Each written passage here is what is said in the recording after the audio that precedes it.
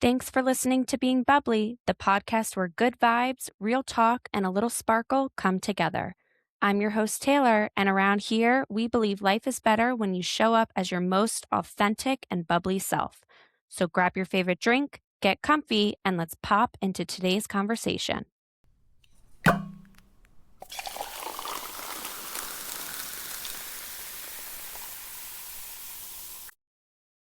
Hi, guys, me again, and welcome back to season 2, episode 2 of Being Bubbly. I'm actually very stressed at the moment. It's been quite a day, quite a week, quite a month.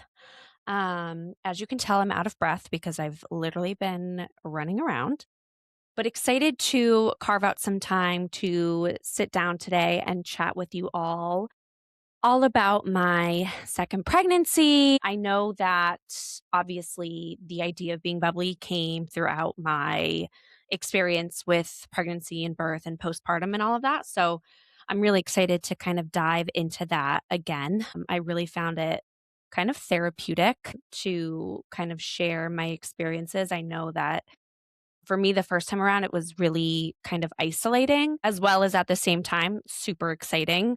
But just I remember feeling I had a lot of different emotions and I wasn't really sure what to feel or how to feel. And so excited to kind of go through that experience round two. So I'm going to dive into that in a few minutes. But before then, honestly, I'm taking a sip of my iced coffee. I'm on my fourth coffee of the day. Now, granted, I never finish any of them. I am someone that I never finish a full beverage unless it's a glass of wine. But it's just one of those days where like I can't even function if I'm not sipping on a nice coffee at the moment. So ignore me if you see me reach for one. But yeah, I feel like I gotta kind of start with what the heck's going on, where I've been. It's been, I think, like a week and a half since I recorded the first episode of this season, and I had all the plans in the world to actually launch that episode this week and record this week for next week's episode. However, when I went to go sign in to my computer on Monday to get everything uploaded and to record the second episode, I realized I was locked out of my computer and I couldn't figure out how to get back into my computer.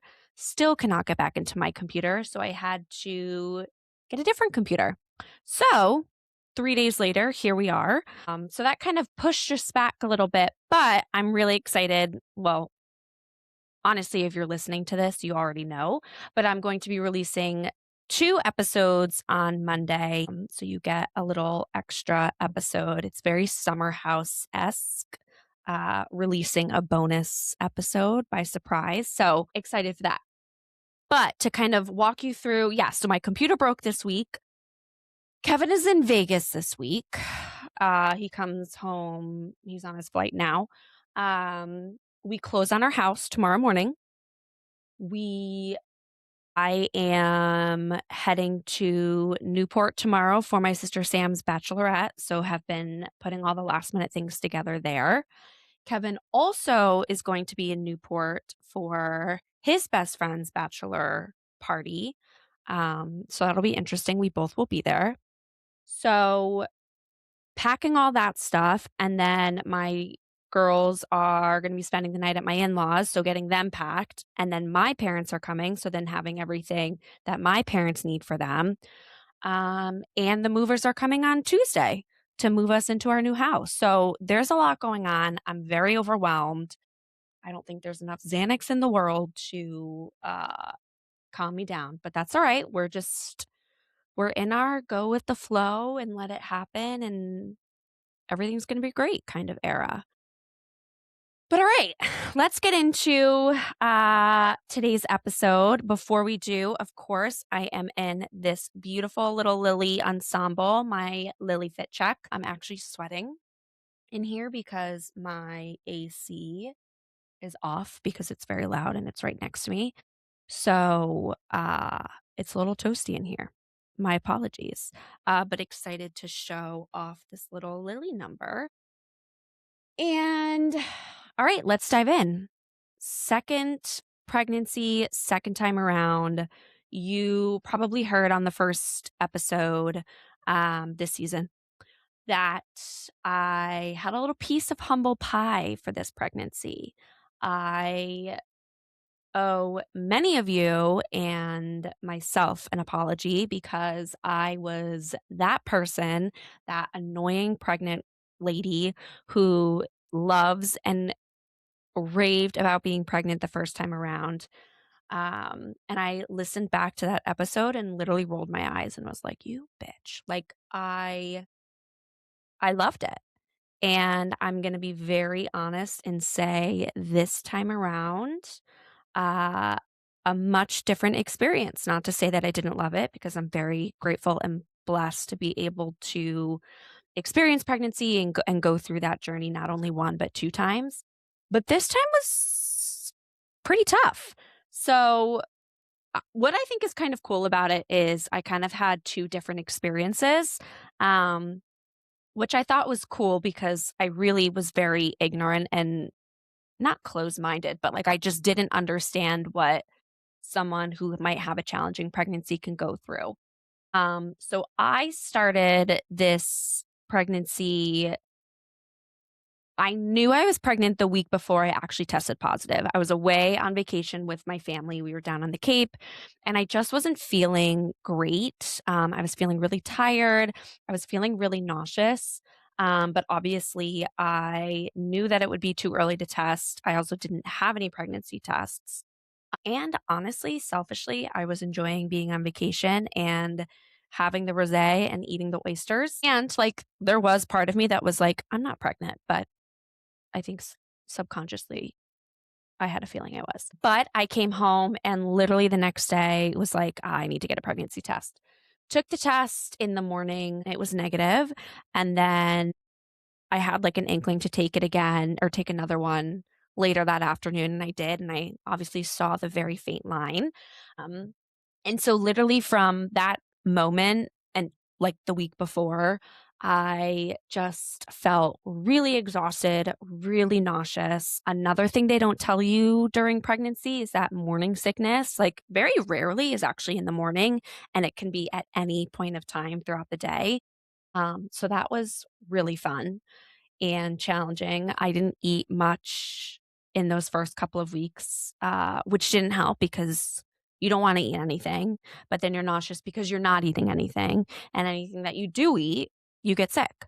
So it's really this just like never ending cycle of like dry heaving and all the things. If you know, you know. But like I said, so blessed and grateful to be pregnant. And so, I'm not complaining. I'm just sharing my experience this time around. But yeah, I was very sick. Once things started to taper off a little bit, definitely started feeling myself. I wasn't taking 2 or 3 naps a day. Very embarrassing to say, like, I literally had to nap at least twice a day.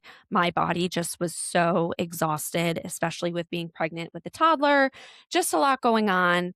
It was just madness, to be honest, as well as like my own anxiety of kind of like what I was or what I had experienced with Millie in terms of her being a preemie and her whole birth story and the NICU and all that. So all those things were kind of going through my head of like, is this going to happen again?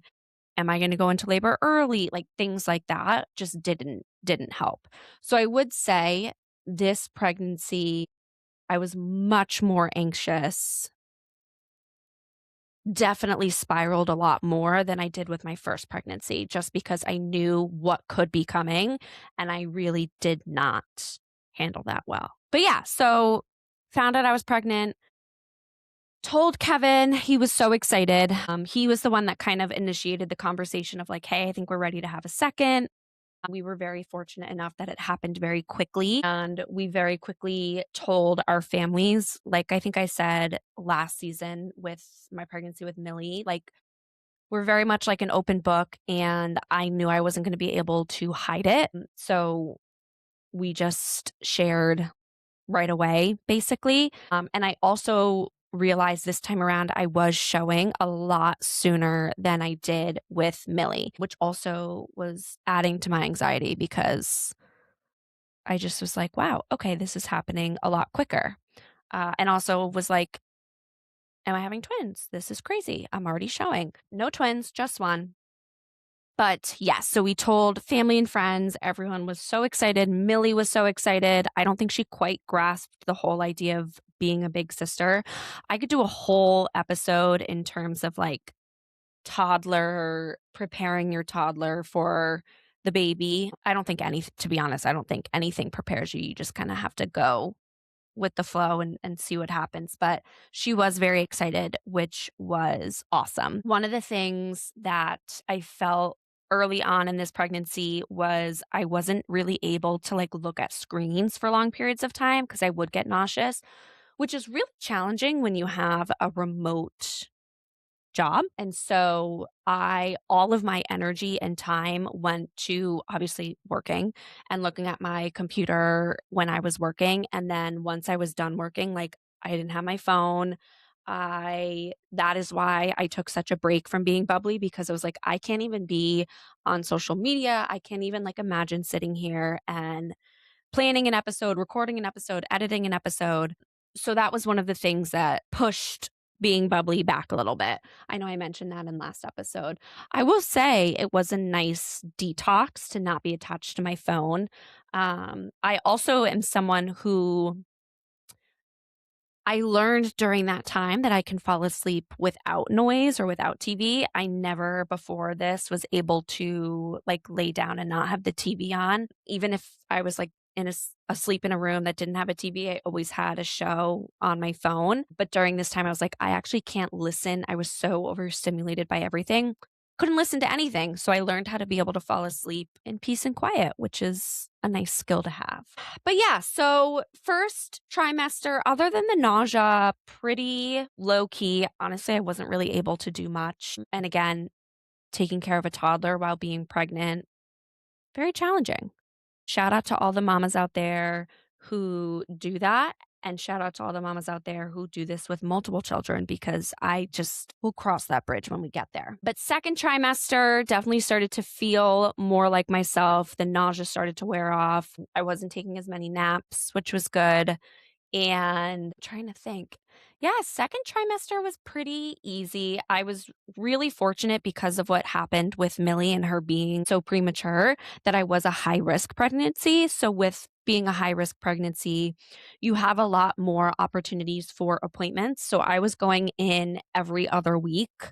At least to get a scan, which I loved, just like more access to seeing the baby, more access for me to make sure that everything, was running smoothly in there. I don't know. My battery just died, so if you saw me run around, that is why. But yeah, so second trimester with my second pregnancy.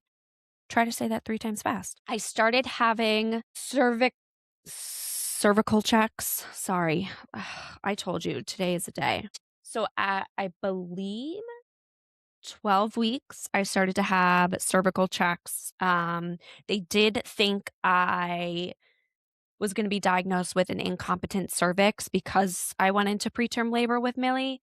And they did kind of prepare me and walk me through the process of potentially needing a cerclage, which happens when you have a short cervix, which could lead to a premature birth. So I would go in every other week for them to take a peek to see if my cervix was it I don't know if the term is it stayed long. It was consistent with what it needed to look like, which was good. So I didn't end up having to do that procedure. And like I said, it just gave me more opportunities to have more ultrasounds and just make sure that everything was going smoothly. And then once we got to I would say the third trimester, that's when things started to get a little tricky. As I was kind of prepping and planning this episode, I was thinking about kind of the third trimester as a whole. And like, honestly, one word just came to mind and it was complete roller coaster. There were really high highs and there were really low lows in the 3rd trimester. I very quickly started to experience some of the same things I did with Millie, in terms of preterm labor. So right at it was like 29 weeks to 30 weeks, started to have contractions. That is something that was very different this time around, is I started to have Braxton Hicks contractions, and honestly, like, contractions that felt like labor when I had Millie, very early on, like even in the 2nd trimester, which I thought was very weird, which also then made me spiral because in my head, I was like, well, if I'm already feeling this, that means she's coming early and we're going to go through this whole thing again. And it was kind of like the perfect storm. Oh, one kind of major bump or little hiccup, you could say, is I don't even know what week I was. I was probably like 26 weeks, and we were up in Vermont, and I was we were driving to Vermont. I had just gotten into the car. We were just leaving Massachusetts, and I just started feeling really nauseous in the car, and honestly, I'm always nauseous in the car. I'm a really sensitive, like, can't sit in, like, the way back. My husband's driving literally is awful and makes me so sick. And so honestly, I just thought it was that, where I was just like, I can't look at my phone. I'm just going to try and sleep through this car ride. Once I get up there, I'll be fine. We pulled off at a gas station almost in Vermont, and I literally just started like projectile vomiting in the car. Um, and I was like, oh, this is fun. Like all over me. It was terrible. Felt better, which was great. I was like, okay, just again, car sickness. We got to Vermont and we're literally driving down my road. Same thing happens, just all over the car, all over me. I couldn't stop. I was like, what the heck's going on? Got into the house and it just like didn't stop. I just kept getting sick and sick and sick and sick. I'm like, do I have the neurovirus? What the heck's going on? So, literally spent the entire day on the bathroom floor. It was awful. Would not wish that upon my worst enemy. Um, and because I was getting so sick, I couldn't keep any liquids down. I couldn't eat anything, couldn't drink water. I was so dehydrated. And so as the day went on, I started to get more dehydrated and I started to have awful, awful cramps and contractions. And so being in Vermont was like one of my biggest fears because one, you're so far away from hospitals. Two, the hospitals and the hospital that was closest to us did not have like a NICU, did not have like a special care nursery. And it was just not a place where I felt comfortable going into labor at like 26 weeks. So I started to like spiral and Google like closest NICU that like in case you needed to helicopter to, and everything was a crazy distance away. I think Dartmouth might have been the closest one. And I just started getting worse and getting worse. And so finally it was like 7:30 at night. My family had just gotten there. We were spending the weekend up there.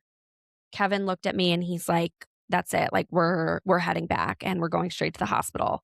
So at 8 p.m., Kevin and I got in the car. We left Millie with my family.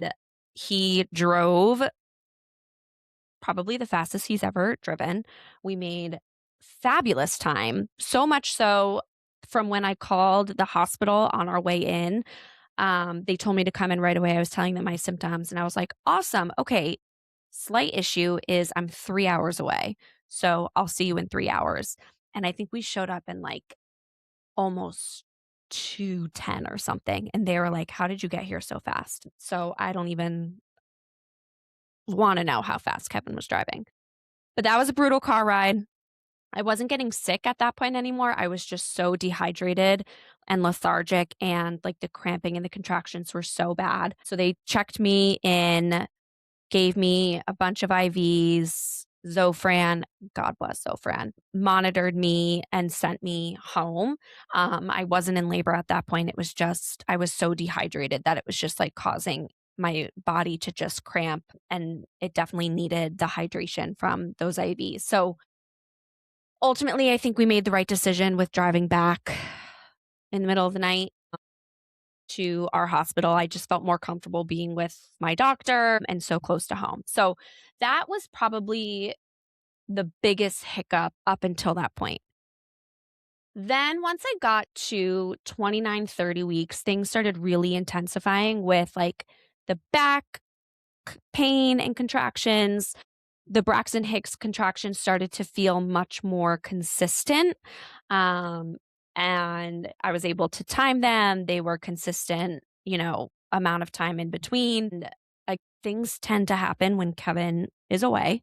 Um, so the week leading up to this, Kevin was going to San Francisco and he was all nervous about going. I was like, I'm going to totally be fine. Like, nothing's going to happen. I'm still 29 weeks. Like, we're good. So, this was going to kind of be his last big work trip and work engagement until the baby came. My sister Lindsay was in town. We, at the same time, happened to be getting like two crazy, crazy snowstorms where I think we got like 30 inches of snow. I was obviously very worried about going into labor during the snowstorm because our streets didn't get plowed out. I thought we were going to lose power. Like, again, just chaos. Ended up making it through the two snowstorms. And then, like, the next day, I woke up and I just was like, something's not right here. So I called my doctor. I got like the nurses station and they're like, "Oh, just come in and we'll check you and just make sure everything's okay." I was on my way. I was driving to the doctor's and the doctor called and they were like, we would feel more comfortable if you just go to triage already. Like just go straight there." So I was like, "Okay, I'll go into triage." So I go. They hooked me up. Contractions started when I got there were 6 to 7 minutes apart, and were really, really strong. And then by the time like an hour went by, they were down to 4 or 5 minutes apart. So at that point, they were preparing for the baby to come. Um, we were having conversations with the NICU team, which they didn't have a NICU bed available. So they were trying to figure out if they were going to transfer me to a hospital in Boston, um, because they wanted to make sure they had an open NICU bed. So all these things were happening. I was by myself. Kevin was in San Francisco. He's like trying to hop on the next flight. I am thinking the baby's coming. I call my sister at work. I'm like, you need to leave work because Lindsay had Millie. I call my sister Samantha. I'm like, you need to come here. They think the baby's coming. Like SOS. So she comes right away, and things at that point started to give me things to slow things down. I got magnesium. I got all the steroids for the baby to make sure her lungs and brain were good. And we started to come up with a plan to slow things down and then get things situated, which worked. They were able to kind of pause and stop labor from continuing and progressing even further, which was great. So they didn't have to transfer me. Kevin was able to get on the next flight. So he was there. I think he got in at like midnight that night. So they had checked me in. And at that point, it was like deja vu. I wasn't sure if I was going to be there until I gave birth. At that point, I was 29, 30 weeks. It was just kind of a lot of unknowns. We were also just making sure that labor wasn't progressing. So, very fortunate that I kind of had the experience I had with Millie to know what was going on this time, and know, kind of what I was able to do, what I wasn't able to do, just because last time was I had no idea what was going on. They were able to make sure that the baby had all the steroids and medicine that she needed for if she does come early. And they were able to and felt comfortable with sending me home on modified activity um, restrictions, AKA bed rest, but they don't want to call it bed rest anymore because you can still get up and like walk around and it's important to move your body. And so it's modified activity.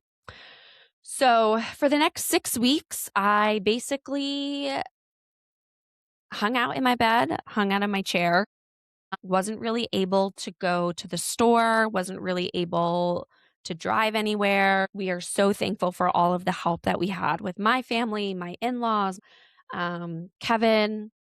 A lot of it just fell on him just because I wasn't really able to pick up Millie, and I wasn't able to do all the things that a normal person would have been able to do at that time. So that was really challenging. But again, I was really fortunate to be able to spend those 6 weeks home versus in the hospital, which I had to do with Millie. And honestly, I'm really grateful for that time because it allowed Kevin and myself to kind of slow down.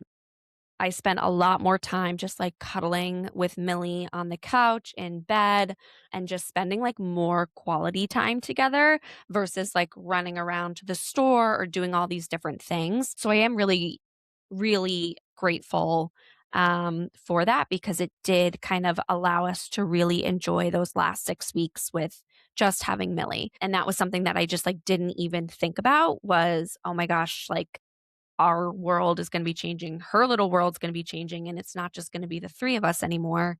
There's going to be four of us. So I am really happy that I had that experience. Could have used a little less restrictions, but thankfully they worked and it allowed Madeline to stay in for another 6 weeks. Um, so I And at that point, I was going to the doctor every week to get checked. They would hook me up on the monitor. I had stress tests, all of that. And things were just consistent. Things were, I was having contractions, but I wasn't progressing in terms of my cervix being dilated. So, right at 36 weeks, it was the Thursday before Easter, Holy Thursday. Um, again, woke up and I kind of had felt my water might have broken. I didn't have like the whole gush situation. Again, same thing I had with Millie. I was like, I didn't even know my water broke. But I just had a feeling. And again, I just was like, something doesn't feel right. My family was coming into town for Easter. And so I was like, let me just go to the doctors and do a check to see how much further along dilation I am. At that point, I think it was like 1 centimeter. It was 80% effaced. And the baby was at 0, which means like right at the entrance of the birthing canal. So it was happening soon. We just didn't know when. So I call the doctor that morning and they're like, you probably need to go to triage. And I was like, I really don't want to deal with that. Can I just come into the office? And they're like, no, you need to go to triage. And at that point, I have been sent to triage with Madeline probably 6 different times, which every time you go to triage, it's like an emergency room bill and they send you home. So I really didn't want to do that again. But thank God I did because I literally showed up. They did the swab, they checked, and they were like, oh, yeah, your water broke. Baby's coming today. And it was so funny because when I was leaving to go to the hospital, Kevin was on a call and I was just like, I'll be back in an hour. He's like, do you want me to come? And I'm like, no, they're going to send me home. Lindsay had just gotten here at that point. She literally was pulling into the driveway. She had driven up from Connecticut that morning and she was sitting in the driveway on her phone. And I just kind of like waved to her as I got in the car. And once she got off her phone call, she called and she was like, where are you going? And I was like, oh, I think my water broke. I'm going in to get checked. And she was like, oh my God, like, is Kevin going? Like, do you need me to come with you? And again, I was like, nope, I'll be home in an hour. This happens every week. We're good. And yeah, so I had to call them and say, wasn't a false alarm. Baby's coming. So Kevin showed up. They wheeled us to our labor and delivery room, and it was a fabulous experience. And I will dive into kind of the birth experience this time around because, again, very different than Millie. And honestly, like it was just, I would say, a glorious experience. So excited to share a little bit about that. And then obviously, like where I'm at postpartum. Again, I'm, oh my God, 3 months? I'll be 3 months postpartum next week, which is so crazy. But I know like 3 to 4 months, you like hormones are kind of all over the place, so that should be interesting. But yeah, we'll kind of talk about where I'm at in terms of postpartum this time around, the 1 to 2 transition versus the 0 to 1 transition. So excited to share kind of all of that. But yeah, again, like when I sat down to kind of put my thoughts together for this episode and thinking about my pregnancy with Madeline, I was so grateful to kind of go through everything that I went through this pregnancy. Although, like in the moment, I really was like, I can do without being so nauseous all the time. Like when you're in the thick of it, you're miserable and you are not thinking clearly of like, oh, this is good that I'm sick and I'm growing a baby and you're hurting and you don't want anyone to tell you that because you're literally like, thank you. But now once you get to the other side, I will say if you are someone who's in the thick of it, you're going through, you're having a tough time with pregnancy, like I promise, once you get to the other side, you'll be like, okay, that was worth it, obviously. But again, just really grateful to kind of have this different experience this time because, again, my first time I was, I think I said I even was like the best version of myself when I was pregnant with Millie, which is great for me then. But this time, definitely a different vibe.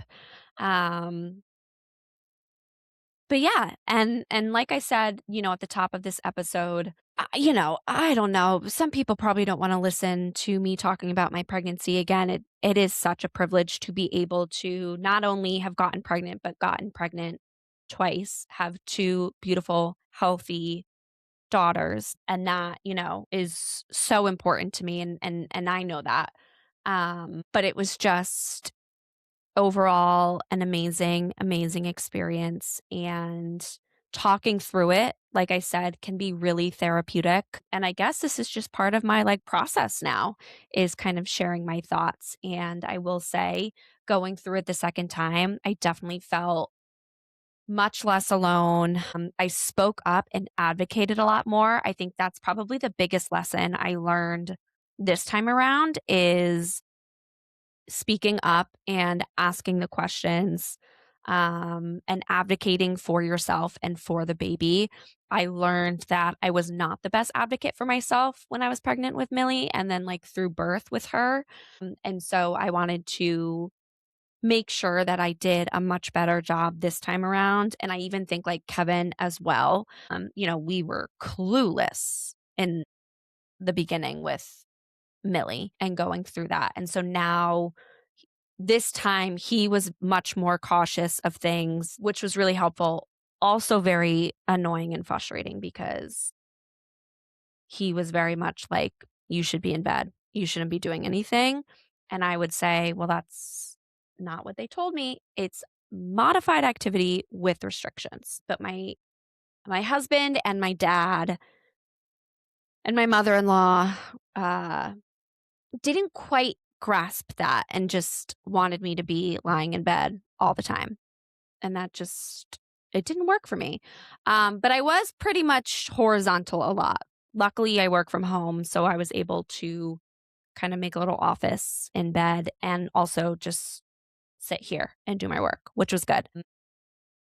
But yeah, I'm at the point of the episode where I'm not going off of my plan and I'm rambling. And honestly, I have a million other things that I need to do now. And I know I need to end this episode, but I'm also like, I don't really want to do anything. Ever have that feeling when you're just like, I know I can be doing a million other things. I know I need to be doing a million other things, but I just don't want to. Yep, that's where I'm at.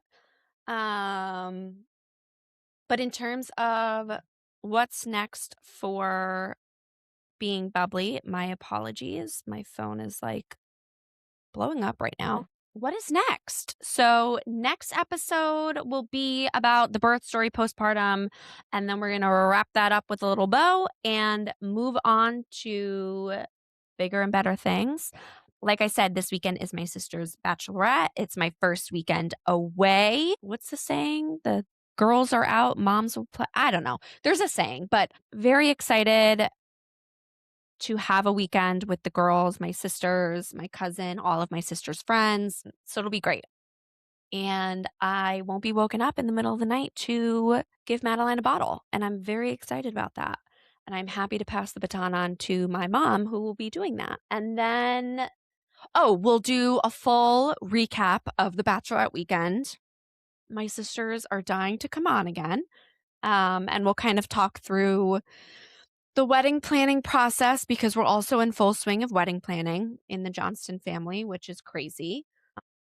And honestly, this time around, I'm taking a back seat and I'm just watching the drama and everything unfold. And it is lovely.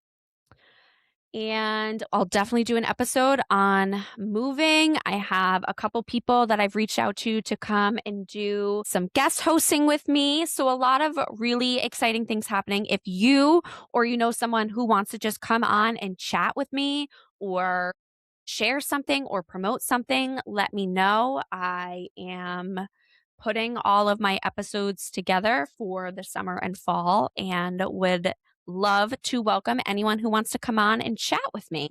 So yeah, all right. I guess I got to go back to reality. But before we do, I also, this is just the state of where I'm at. My Being Bubbly glass has already been packed. So no champagne yet. We're going to save that for tomorrow when we close on the house and then also when I get to Newport for the bachelorette. So we are going to be cheersing with my fourth coffee of the day. So to that, cheers to being bubbly. Bye. Thanks so much for spending time with me on Being Bubbly. If this episode made you smile, think, or feel a little bit more like yourself, I'd love for you to share it or leave a review. Until next time, keep showing up, keep shining, and keep being bubbly. Cheers.